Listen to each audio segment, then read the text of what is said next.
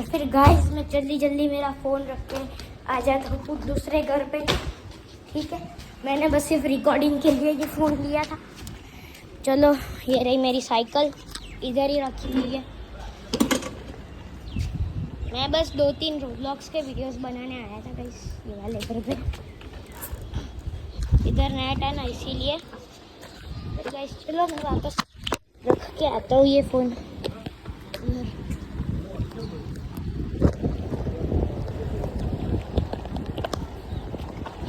चलो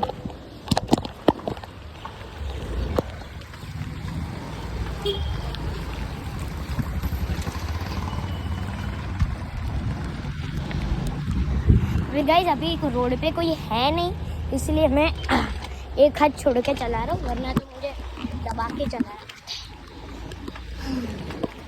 गाइस आ गई वो सोसाइटी। चलो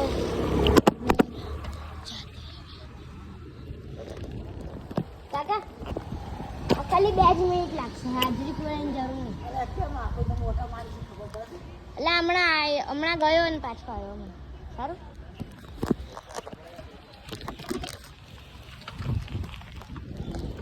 चलो मैं ये रख के आता हूँ।